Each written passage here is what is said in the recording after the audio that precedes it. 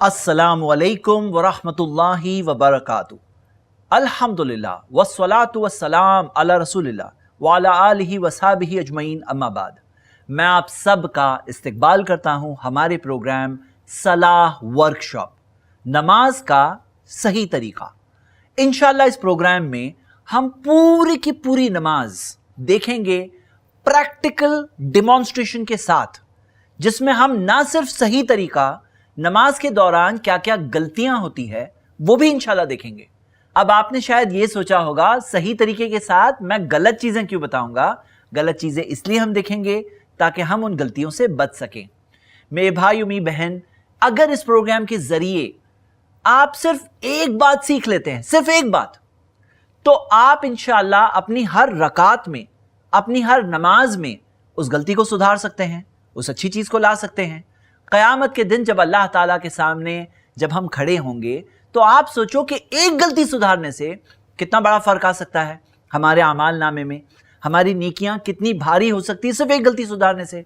लेकिन इंशाअल्लाह इस कोर्स में जब हम स्टेप बाय स्टेप नमाज का तरीका सीखेंगे तो कई सारी आयात हदीस आपके सामने स्क्रीन पर आएंगी, जिससे कि आप देख सकते हैं कि क्या चीज है जो कुरान में मौजूद है, क्या चीज है जो प्यारे नबी मोहम्मद सल्लल्लाहु अलैहि वसल्लम ने फरमाया, वो हदीस के अल्फाज क्या है, उसका हवाला क्या है, किस किताब में मौजूद है, और हम डिटेल्स के साथ इंशाअल्लाह ये कोर्स में देखेंगे।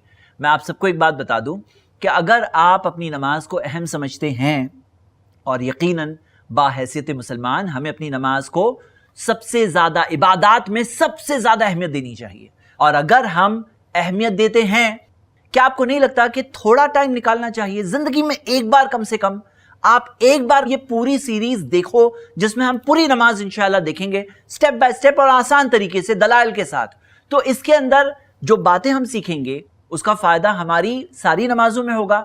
जो जिंदगी में हमें रोज दिन में 5 बार पढ़ना है, तो वो नमाजों में इतना बड़ा फायदा हो सकता है अगर हम थोड़ा सा इस स्टडी के लिए, इस तहकीक के लिए वक्त निकाल लें इंशाअल्लाह। नमाज के तरीके के साथ साथ नमाज में खुशू कैसे पैदा करें, इंशाअल्लाह उसकी भी तालीमात, जो ट्रेनिंग, जो कुरान और हदीस में जो बातें, जो रहनुमाई, जो टिप्स हमें मिलते हैं, जिस तरह हम नमाज पढ़ते जाएंगे उस तरह साथ साथ में हम वो बातें भी देखते जाएंगे इंशाअल्लाह। तो आइए शुरू करते हैं हमारा सलाह वर्कशॉप। सबसे पहले मैं आपके सामने 8 पॉइंट्स कुरान और हदीस से रखना चाहता हूं, सिर्फ एक याद दहानी के तौर पर कि हमारी नमाज कितनी जरूरी है। मेरे भाई मेरी बहनें, सबसे पहला पॉइंट हम जानते हैं, सही बुखारी की हदीस है, हदीस नंबर 8। प्यारे नबी मोहम्मद सल्लल्लाहु अलैहि वसल्लम ने फरमाया, इस्लाम की बुनियाद है 5 चीजों पर। शहादती अल्लाह इलाहा इल्लल्लाह, गवाही देना कि नहीं है कोई माबूद बरहक सिवा अल्लाह के, व अन्ना मुहम्मदर रसूलुल्लाह, और मोहम्मद सल्लल्लाहु अलैहि वसल्लम अल्लाह के रसूल हैं। वो इकामिस सलाह, नमाज कायम करना, वो इताई ज़कात, ज़कात देना, वल हज्जी व सौमी रमज़ान, हज करना, रमज़ान में रोजे रखना। ये 5 अरकान में शहादतैन के बाद जिस चीज पर बेस्ड है हमारा इस्लाम, जो अरकान में से है, पिलर्स में से है, वो बेस्ड में, आमाल में सबसे पहले नमाज का जिक्र है। और हम देखते हैं प्यारे नबी मोहम्मद सल्लल्लाहु अलैहि वसल्लम ने कई हदीसों में हमें ये बात बताई, और मेरे भाई मेरी बहनें इस हदीस पर बहुत गहराई से सोचिए, बहुत गहराई से गौर करिए। ये हदीस कई अल्फाज के साथ हमें मिलती है। मैं जो हदीस पढ़ रहा हूं ये इमाम तबरानी ने अपनी किताब में जमा किया है, हदीस सही सनद से है, सही अल जामे में तहकीक है। नबी सल्लल्लाहु अलैहि वसल्लम ने फरमाया, अव्वलु मा युहासबु बिहिल अब्दु यौमल क़ियामह, सबसे पहली चीज जिसका हिसाब होगा क़यामत के दिन, अस्सलाह, नमाज। फ़इन सलुहत, अगर नमाज अच्छी निकलेगी, सलुह लहु साइरु अमलिही, उसके सारे के सारे अमाल अच्छे निकलेंगे।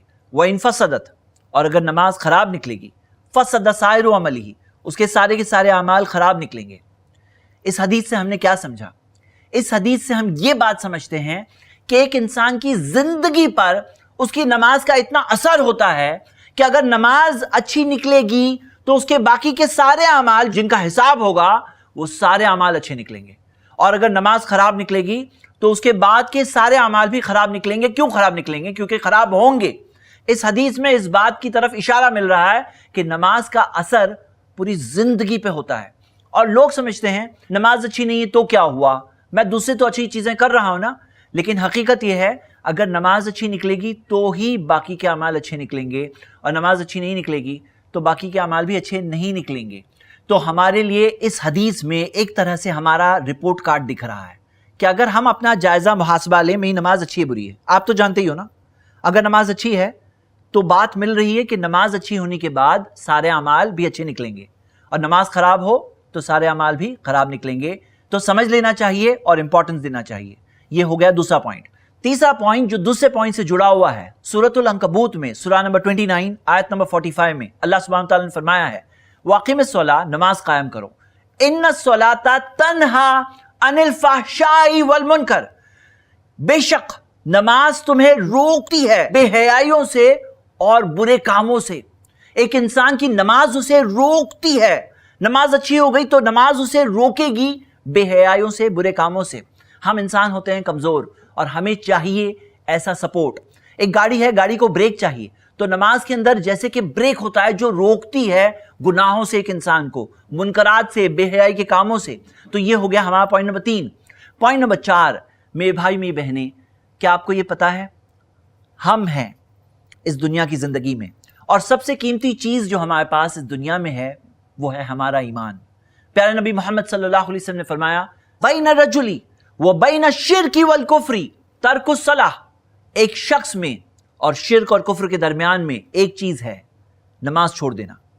ہمارے اور شرک اور کفر کے درمیان میں ایک چیز ہے، وہ ہے ترک الصلاۃ، نماز چھوڑ دینا. یعنی اگر کوئی شخص ترک الصلاۃ، نماز چھوڑ دے، تو اس کے اور شرک اور کفر کے درمیان میں جو بیریئر تھا، جو آڑ تھی، وہ نہیں رہی. یعنی کہ اب وہ شرک اور کفر میں پڑ سکتا ہے. میرے بھائی اور میری بہنیں، اس دنیا میں سب سے قیمتی چیز جو ہمارے پاس ہے وہ ہمارا ایمان ہے. اور ہمیں ڈرنا چاہیے کہ اگر ایک نماز بھی کوئی جان بوجھ کے چھوڑ دے تو اسے ڈرنا چاہیے کہ کہیں وہ شرک اور کفر میں نہ پڑ جائے، کیونکہ جو بیریئر تھا درمیان میں اب وہ نہیں رہا. ہمارے معاشرے میں بہت سارے لوگ کیا سمجھتے ہیں کہ نماز جمعہ پڑھنا تو لازم ہے، 5 وقت پڑھا تو بہت اچھا آدمی ہے. یعنی کہ ایسے سمجھ میں آتا ہے کہ جمعہ پڑھنا فرض ہے، 5 وقت نماز بہت اچھے لوگ پڑھیں گے، یعنی کہ مستحب ایک طرح سے. لیکن حقیقت یہ ہے 5 وقت نماز پڑھنا فرض ہے، اور اگر ایک وقت کی نماز بھی ترک الصلاۃ وہ چھوڑ رہا ہے، اسے ڈرنا چاہیے کہ اس کے اور شرک اور کفر کے درمیان کی جو آڑ تھی، جو بیریئر تھی، وہ نہیں رہی. جیسے مثال کے طور پر ہم شیطان کے خلاف ایک طرح سے جنگ لڑ رہے ہیں. شیطان چاہتا ہے کہ ہم فیل ہو جائے، جہنم میں چلے جائیں. ایک جنگ کے اندر جیسے کہ ایک قلعہ ہوتا ہے جو بچا رہا ہے، جیسے کہ کبھی کوئی شیلڈ ہوتی ہے، کوئی ڈھال ہوتی ہے، کوئی بلٹ پروف جیکٹ ہوتا ہے جو گولی سے بچا رہا ہے ایک انسان کو. یہاں پہ ہماری نماز روکتی ہے، ہمیں بچاتی ہے، ہمارے ایمان کو بچاتی ہے. میرے بھائی میری بہنیں، اس چیز کو ہمیں کم نہیں سمجھنا چاہیے. یہ ہو گیا پوائنٹ نمبر 4. اگلا پوائنٹ نمبر 5، ہم انسان ہیں، خطا، غلطیاں، مسٹیکس ہو جاتی ہیں. اب وہ گناہوں کا کیا؟ پیارے نبی محمد صلی اللہ علیہ وسلم نے ایک بہت پیاری مثال کے ذریعے سمجھایا. ارأیتم لو ان نہرا بباب احدکم یغتسل فیہ کل یوم 5، اگر کسی کے دروازے پر ایک دریا بہتی ہو جس میں وہ دن میں 5 بار نہائے، ما تقول ذالک یبقی من درنہ، کیا کہتے ہو تم، کیا اس کے جسم پر کوئی میل باقی رہے گا؟ صحابہ نے کہا اللہ کے رسول صلی اللہ علیہ وسلم، اس کے جسم پر تو کوئی بھی میل پھر باقی نہیں رہے گا. نبی صلی اللہ علیہ وسلم نے پھر فرمایا قال فذالک مثل صلوات الخمس یمحو اللہ بہ الخطایا، یہی مثال ہے 5 وقت کی نمازوں کی. ان نمازوں کے ذریعے اللہ گناہوں کو مٹا دیتا ہے. مطلب میرے بھائی میری بہنیں، یہ نماز نیکی میں آگے بڑھنے کا ذریعہ تو ہے، گناہوں سے روکنے کا ذریعہ تو ہے، لیکن ساتھ ساتھ میں جو گناہ ہو گئے ہیں ان سے مغفرت پانے کا بھی ذریعہ ہے، انہیں مٹانے کا بھی ذریعہ ہے.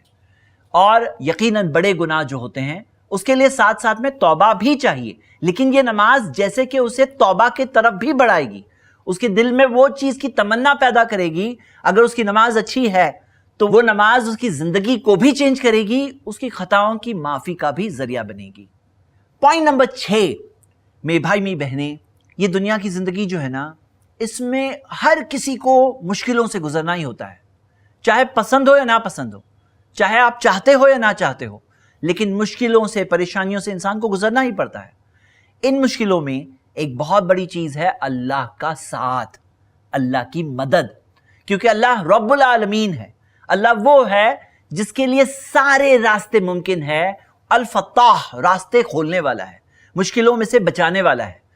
ہم دیکھتے ہیں کہ اللہ تعالیٰ کی مدد کیسے پائیں، اس مدد کو پانے کے کچھ ذریعے ہیں جو قرآن و حدیث میں دیے ہوئے ہیں، اور ان ذریعوں میں ایک بہت ہی اہم ذریعہ سورہ بقرہ سورہ 2 آیت نمبر 153 میں 2 ذریعے ذکر ہے۔ اللہ تعالیٰ نے فرمایا یا ایھا الذین آمنوا استعینوا